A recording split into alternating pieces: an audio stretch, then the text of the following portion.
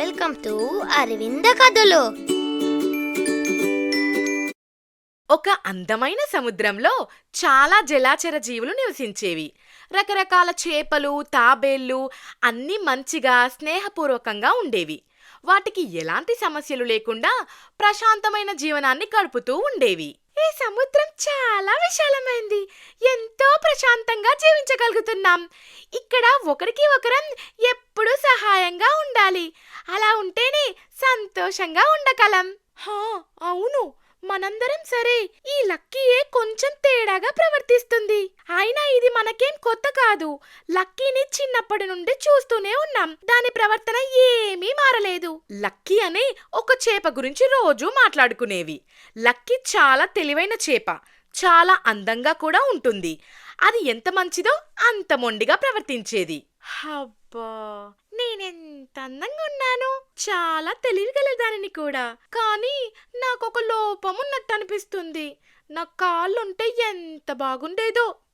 నేను సంతోషంగా నడిచేదాన్ని, సంతోషంగా పరిగెత్తేదాన్ని. ఆ దేవుడు నాకు కాళ్ళిస్తే ఎంత బాగుండేదో అని రోజూ బాధపడేది. ఏంటి లక్కీ, దిగులుగా ఉన్నావు? అమ్మా, మనం ఈ సముద్రంలో చాలా కాలంగా ఉన్నాం కదా, సంతోషంగా నివసిస్తున్నాము. కానీ మన జాతికి ఎందుకు కాళ్ళు లేవు? కొన్ని జీవులలాగా మనకు కూడా కాళ్ళుంటే చాలా బాగుండేది కదా. చూడు లక్కీ, దేవుడు ఒక్కొక్కరికి ఒక్కొక్క ప్రత్యేకత ఇస్తాడు. ప్రపంచంలో ఏ ఒక్కరు ఇంకొకరిలాగా ఉండరు. కాబట్టి మనకు ఒక ప్రత్యేకత ఉంటుంది అని లక్కీకి చెప్తుంది. ఎవరు ఎంత చెప్పినా లక్కీ మాత్రం తన అభిప్రాయాన్ని మార్చుకునేది కాదు. ప్రతిరోజు దానికి కాళ్ళుంటే బాగుండు అని ఆలోచించేది. దాన్ని చూసి మిగతా చేపలు నవ్వుతూ ఉండేవి. నువ్వు చేపవే కదా లక్కీ, మిగతా చేపల్లాగా సంతోషంగా ఉండకుండా ఇలా ఆందోళన పడతావు. నీకు మిగతా చేపల కంటే తెలివైన దానివి, అందంగా కూడా ఉంటావు. ఇక నీకున్న తోక వల్ల స్పీడ్గా ఈదగలవు. అదే నీకు కాళ్ళుంటే ఇలా తొందరగా ఈదగలవా చెప్పు? నీకున్న దాంతో సంతోషంగా ఉండు లక్కీ. మీకేం తెలీదు, ఊరుకోండి. మనకు కాళ్ళు ఉంటే ఎంత బాగుంటుందో తెలుసా? నడిచే వాళ్ళం, పరిగెత్తే వాళ్ళం, ఇంకా చాలా చేసేవాళ్ళం. దీనికెంత చెప్పినా చెవిటి మాడి ముందు శంఖమూదినట్టే. వదిలేయండి, మనం వెళ్దాం పదండి అని అక్కడి నుండి వెళ్ళిపోతాయి. ఒకరోజు లక్కీ తాను కలలు కన్న కాళ్ళను తానే తయారు చేయాలని నిర్ణయించుకుంటుంది. సముద్రంలో ఉన్న మొక్కలు, షెల్స్, అలాగే అక్కడ చెత్తగా పడిపోయిన కొన్ని వస్తువులను తీసుకుని ఒక చిన్న యంత్రం తయారు చేసింది. మొదట 2 చిన్న కర్రలను తన ఫిన్స్ కి కట్టుకుంది. నేను ఈ రోజు ఎలాగైనా నడవాలి, నన్ను చూసి నవ్విన చేపలు ఆశ్చర్యపోవాలి అని నడవడానికి ప్రయత్నించి పడిపోయింది. పడిపోయినా కూడా దాని ప్రయత్నాన్ని మాత్రం మానలేదు. ఇక మరుసటి రోజు ఇంకో ప్రయత్నం చేసింది. ఏంటి ఈ లక్కీ రోజు ఏం చేస్తుందంటావు? నాకే తెలుసు, అదేదో ఒక ప్రయోగం చేస్తూ ఉంటుందిగా. చూద్దాం ఈ రోజు ఏం చేస్తుందో. ఆ రోజు లక్కీ జెల్లీ ఫిష్లను సహాయం కోరి వాటిని బెలూన్స్ లాగా కాళ్లకు కట్టుకుని పైకి తేలాలని ప్రయత్నించింది. అది కూడా విఫలమైంది. మిగతా చేపలు దాన్ని చూసి ఎంత నవ్వి హేళన చేసినా లక్కీ మాత్రం కొంచెం కూడా నిరాశ చెందలేదు. ఇంకా వేరే ప్రయత్నాలు చేయాలని అనుకుంది. ఒకరోజు ప్రశాంతంగా ఆలోచిస్తుండగా దానికి ఒక అరుపు వినిపించింది. కాపాడండి, కాపాడండి, నన్నెవరైనా కాపాడండి అని అరుపులు వినిపించాయి. అది విని లక్కీ వేగంగా అక్కడికి వెళ్ళింది. తీరా చూస్తే ఒక తాబేలు నీటిలో ఉన్న ఒక రింగ్లో ఇరుక్కుపోయింది. అయ్యో, ఏం జరిగింది?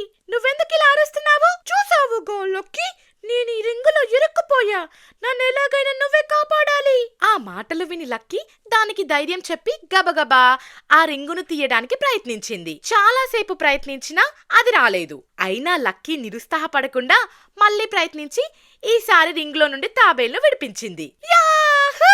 నువ్వు సాధించావు. నన్ను కాపాడినందుకు నీకు ధన్యవాదాలు లక్కీ. నీకు నేను చాలా రుణపడి ఉంటా అని అంటుంది. అయితే తాబేలు సముద్రం లోపలికి వెళ్ళాక లక్కీని గమనిస్తుంది. దాని ఫిన్స్ కి ఉన్న జెల్లీ ఫిష్లను చూసి అడుగుతుంది. ఇదేంటి లక్కీ, జెల్లీ ఫిష్ ని కట్టుకున్నావు?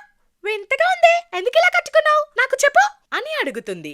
అది విని లక్కీ వివరంగా జరిగిందంతా తాబేలుకు చెప్తుంది. ఇదా, ఏం లేదు, నాకు అన్నీ ఉన్నాయి కానీ ఒకే అసంతృప్తి. నా కాలుంటే చాలా బాగుంటుందని ఏదేదో ప్రయత్నాలు చేశాను, కానీ ఏం లాభం లేదు అని చెప్పి బాధపడుతుంది. ఆ మాటలు విన్న తాబేలు, అయ్యో లక్కీ, నువ్వు చాలా ప్రత్యేకమైన దానివి. నీకున్న శక్తి గురించి నీకు తెలీదు. మిగతా చేపల కంటే చాలా అందంగా ఉంటావు. అలాగే చాలా తెలివైన దానివి. ఇంకా చెప్పాలంటే వాటికంటే చాలా ఫాస్ట్ గా ఈదగలవు. చూడు, నా అరుపులు విని ఎంత తొందరగా వచ్చి నన్ను కాపాడావో. నాకు కాళ్ళున్నా నేను నీ అంత తెలివిగా లేను. కాబట్టి మా అందరికంటే నువ్వు చాలా స్పెషల్. నీకున్న దానితో నువ్వు సంతోషంగా జీవించొచ్చు కదా.